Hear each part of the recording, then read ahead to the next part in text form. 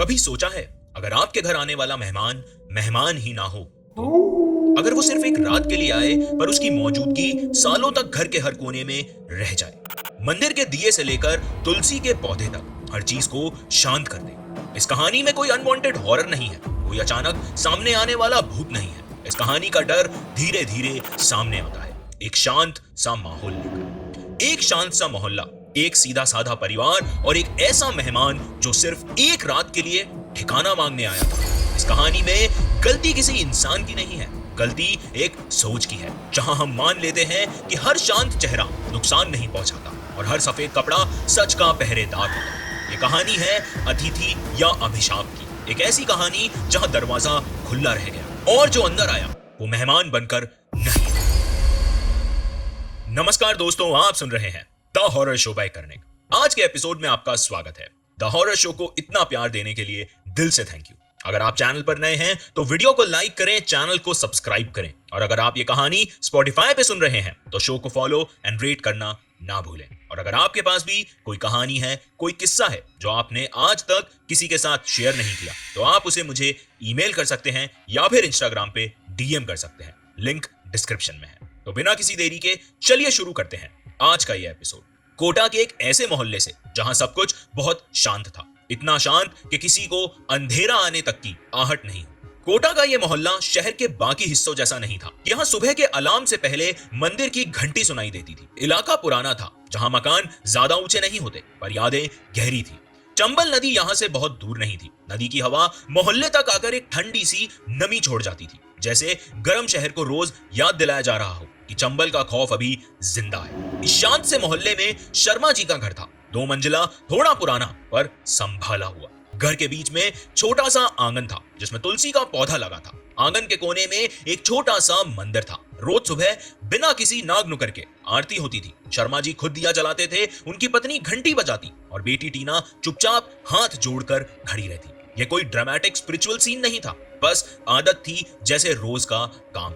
शर्मा परिवार का जीवन सीधा था। शर्मा जी गवर्नमेंट ऑफिस में काम करते थे, पत्नी घर संभालती और टीना स्कूल जाती थी। ज्यादा लोग आते जाते नहीं थे इनके घर, पर जो भी आता इज्जत से आता। इस घर में एक बात पक्की थी कि मेहमान कभी भूखा नहीं जाता। अतिथि देवो भव उनके लिए ये किताबी लाइन नहीं थी, वो इस लाइन पर सच में यकीन रखते थे। इसी वजह से इस घर में दरवाजे पर ज्यादा ताले नहीं लगते थे। रात को भी अक्सर दरवाजा आधा खुला रह जाता। शर्मा जी को लगता था कि जहां नियत साफ हो वहां डर की कोई जगह नहीं होती। मोहल्ला भी इस घर को सेफ मानता था। लोग कहते थे कि शर्मा जी के घर में कभी कुछ गलत नहीं हो सकता।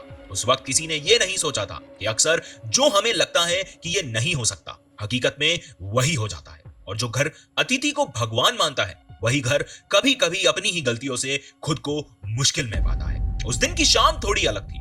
आसमान पर बादल थे पर बारिश का मूड नहीं लग रहा था। हवा रुकी हुई सी थी, जैसे शहर ने सांस रोक रखी हो। शर्मा जी वरांडे में बैठे चाय पी रहे थे। टीना अपने कमरे में होमवर्क कर रही थी। घर के अंदर रोज जैसी ही शांति थी। तब दरवाजे पर धीमी सी आवाज आई। बेल नहीं बजी, एक खटखटाने की आवाज आई। शर्मा जी ने पहले ध्यान नहीं दिया, मोहल्ला ऐसा ही था। पर जब आवाज फिर आई तो वो उठकर दरवाजे की तरफ गए। बाहर एक साधु खड़ा था, सफेद कपड़े, कंधे पर झोला, पैरों में चप्पल भी नहीं। चेहरा साफ था पर थकान साफ दिख रही थी। उसकी आवाज बहुत हल्की थी। बाबूजी, उसने कहा, कोटा जंक्शन के पास उतरना था, अंधेरा हो गया, रास्ता समझ नहीं आ रहा है, मदद मिलेगी? शर्मा जी ने एक पल उसे देखा। कोई अजीब बात नहीं लगी, ना चिल्लाना ना भीख मांगना, बस एक भटका हुआ आदमी लग रहा था। उनके दिमाग में तुरंत पिताजी की बात घूम गई। शाम के वक्त किसी भूखे या भटके हुए को मना करना पाप होता है। बिना ज्यादा सोच विचार के उन्होंने दरवाजा पूरा खोल दिया। अंदर आइए, बस इतना ही कहा। घर के अंदर साधु ने नजर घुमाई, जैसे सब कुछ ध्यान से देख रहा हो, पर कुछ भी ऐसा नहीं था जो नॉर्मल से अलग हो। पत्नी ने बिना सवाल किए थाली लगा दी। दाल रोटी चावल साधु चुपचाप खाता रहा। बीच बीच में बस इतना बोलता, भगवान भला करे आपका। टीना दूर से उसे देख रही थी। उसे भी कुछ गलत नजर नहीं आया, पर दिल में एक अजीब सी बेचैनी हुई, जैसे कोई चीज समझ में आने से पहले ही छूट जाती हो। खाना खत्म होने के बाद साधु ने कहा कि बस एक रात का ठिकाना चाहिए, सुबह हम निकल जाएंगे। शर्मा जी ने बिना किसी शर्त के हाँ कर दी। उन्हें लगा ये तो उनके धर्म का ही हिस्सा है। उस वक्त किसी ने यह नहीं जाना था कि जो आदमी इतना नॉर्मल लग रहा है वही इस कहानी को हॉरर की तरफ ले जाएगा। साधु के लिए ऊपर वाले कमरे में बिस्तर लगा दिया गया, वही कमरा जो अक्सर मेहमानों के काम आता था। साफ चादर, एक पतला सा गद्दा और कोने में रखा हुआ एक पानी का लोटा। रात का खाना जल्दी हो गया था। घर धीरे धीरे शांत हो गया, लाइट्स बंद होने लगी, सिर्फ मंदिर का छोटा सा दिया जल रहा था। टीना अपने कमरे में लेटी हुई थी, पर नींद आंखों से दूर थी। पंखे की आवाज थोड़ी ज्यादा तेज लग रही थी। बीच बीच में उसे लगता कि जैसे घर के अंदर कोई चल रहा हो, पर जब कान लगाती तो सिर्फ खामोशी मिलती। अचानक रात के बीच ठक सी आवाज आई, जैसे कोई चीज जमीन पे गिर गई हो। शर्मा जी उठ गए, टॉर्च लेकर नीचे आए। हॉल, किचन, स्टोर रूम, सब जगह देखा, कुछ भी गिरा हुआ नहीं था, सब अपनी जगह पर था। वो वापस मुड़ने लगे, तब उनकी नजर आंगन पर पड़ी। तुलसी के पास जमीन पर एक पक्षी पड़ा था, पंख आधे खुले, गर्दन टेढ़ी, पक्षी मरा।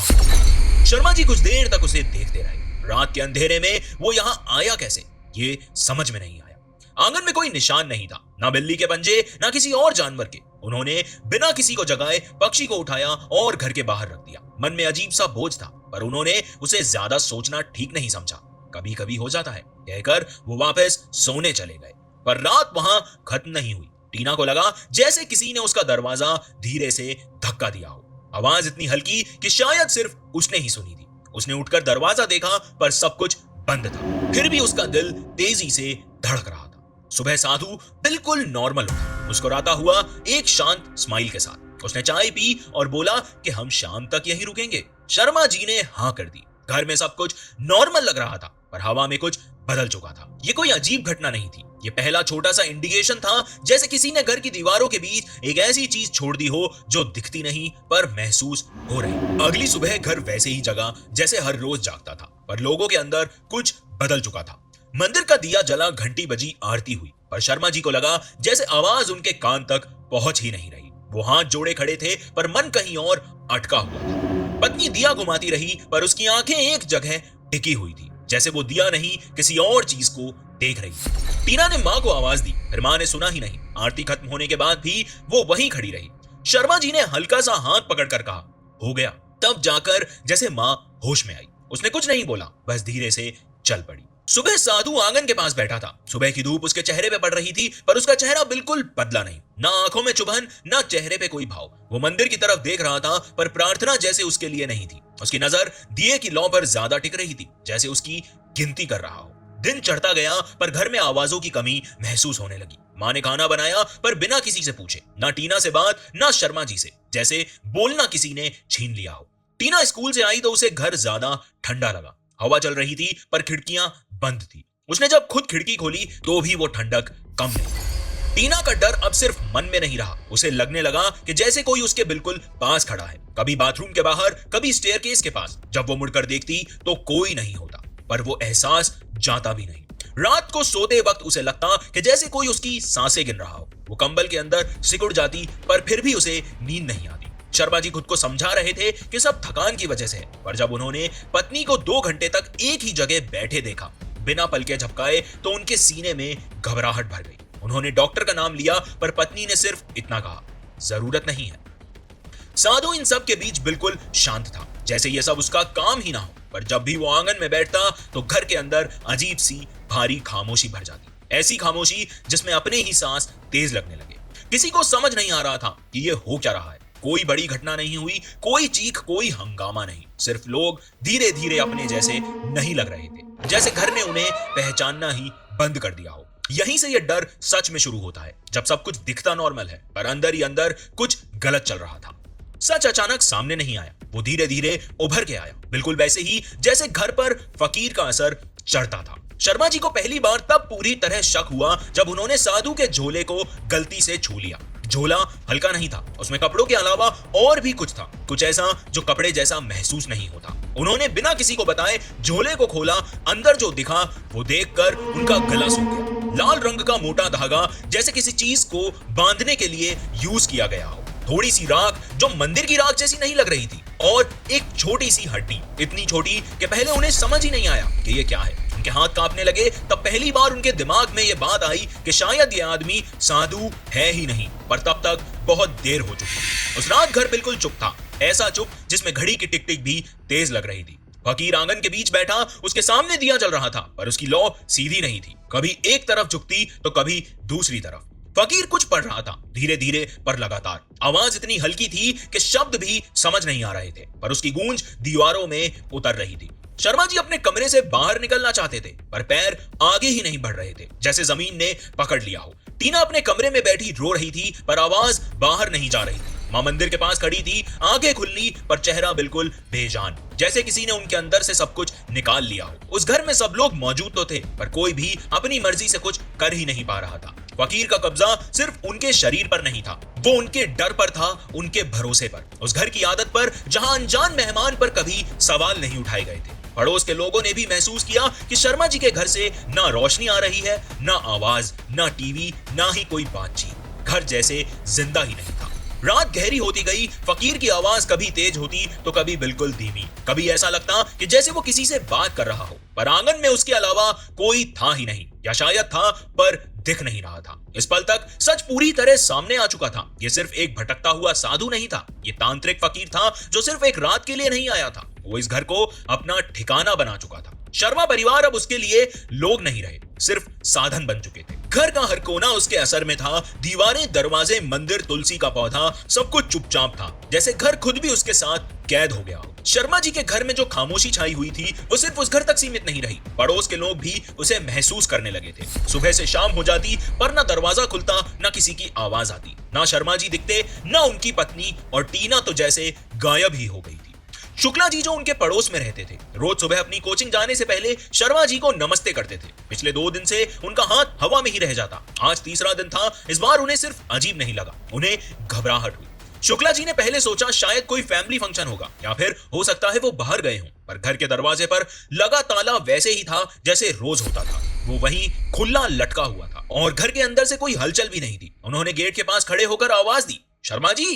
कोई जवाब नहीं आया। उन्होंने धीरे से गेट को धक्का दिया। वो बिना आवाज के खुल गया। आंगन में कदम रखते ही शुक्ला जी को लगा जैसे हवा अचानक भारी हो गई हो। सांस लेने में थोड़ी दिक्कत हुई। आंगन के बीच फकीर बैठा था, पैर जमीन पर टिके हुए, आंखें बंद, होंठ धीरे धीरे हिलते हुए। शुक्ला जी ने कभी उसे पहले देखा नहीं था। सफेद कपड़े, पर सफेदी में चमक नहीं थी। ऐसा लग रहा था जैसे उसने सालों से कपड़े नहीं बदले हो। उन्होंने फिर से आवाज दी, शर्मा जी। कोई नहीं आया। घर के अंदर से भी कोई हलचल नहीं हुई। फकीर ने आंखें नहीं खोली। उसकी आवाज बस थोड़ी सी तेज हो गई, जैसे किसी ने उसे डिस्टर्ब कर दिया हो। शुक्ला जी का दिल जोर से धड़का। उन्होंने तुरंत पीछे हटना ठीक समझा। इस घर में कुछ गलत था। ये बात अब सिर्फ एहसास नहीं रही, यकीन बन चुकी थी। उन्होंने ना फकीर से बात की, ना घर के अंदर जाने की और कोशिश की। सीधा गेट से बाहर निकले और गाड़ी में बैठ निकल गए। उनके दिमाग में सिर्फ एक नाम घूम रहा था, गुरुजी। वही जो मुश्किल वक्त में सही रास्ता दिखाते थे। बिना एक पल गवाए शुक्ला जी ने उनके पास चले गए। उन्हें पता था कि यह मामला पुलिस का नहीं है। यह उस हद तक पहुंच चुका है जहां सिर्फ विश्वास का सहारा काम आता है। और यही बात थी शर्मा परिवार की, जो उनको इस संकट से बचाने वाली थी। न जाने शुक्ला जी को क्या सूझा, न जाने शुक्ला जी ने क्या सोचा कि जो वो तीसरे दिन उनके घर के अंदर चले गए। शुक्ला जी ने जब गुरुजी को पूरी बात बताई, तो गुरुजी ने बीच में एक भी सवाल नहीं पूछा। वो बस शांत बैठे सुनते रहे, जैसे हर शब्द पहले से जानते हो। जब शुक्ला जी चुप हुए, तो गुरुजी ने आंखें बंद कर ली और काफी देर तक कुछ नहीं कहा। और फिर गुरुजी ने सिर्फ इतना कहा, शर्मा ने उसे घर में नहीं, घर ने उसे अंदर आने दिया।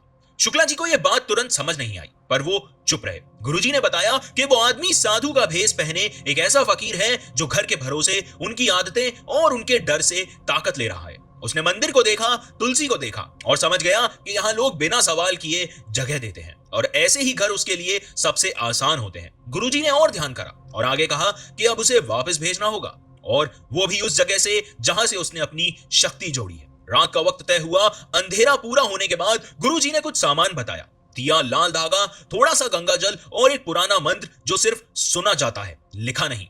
उन्होंने साफ कहा कि गलती की कोई गुंजाइश नहीं होगी। ये क्रिया गलत हुई तो फकीर और ज्यादा ताकतवर हो जाएगा।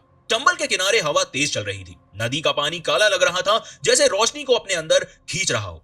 तीनों गुरुजी, शुक्ला जी और शर्मा जी चुपचाप खड़े थे। शुक्ला जी शर्मा जी को जैसे तैसे घर से निकालकर वहां ले आए थे। शर्मा जी का चेहरा पहचान में नहीं आ रहा था, आंखें लाल, शरीर थका हुआ, टूटा हुआ। गुरुजी ने जैसे ही मंत्र शुरू किया, हवा का रुख बदलने लगा, दिए की लौ हिलने लगी, नदी का पानी अजीब सी आवाज करने लगा, जैसे कोई अंदर ही अंदर कुछ कह रहा हो। शर्मा जी के कान में एक आवाज गूंजी, वही आवाज जो पिछली रात घर के आंगन में सुनाई दे रही थी। अचानक शर्मा जी का शरीर झटका खा गया। उनकी आंखें कुछ पल के लिए बिल्कुल खाली हो गई। गुरुजी ने आवाज तेज कर दी। मंत्र अब धीमा नहीं था, उसमें गुस्सा था, एक हुक्म था। उसी पल वो फकीर वहां पे आ गया जहां वो क्रिया हो रही थी, और उस वक्त उसका असली रूप सामने आने लगा। वो साधु जैसा नहीं रहा, उसका चेहरा टेढ़ा सा हो गया। आवाज एक नहीं थी, कई आवाजें एक साथ बोल रही थी, पर वो नदी के शोर में दबती जा रही थी। गुरुजी ने अंतिम मंत्र पढ़ते हुए दिए को नदी में प्रवाहित कर दिया। एक तेज हवा चली, शर्मा जी घुटनों के बल गिर गए। कुछ पल के लिए सब कुछ बिल्कुल शांत हो गया,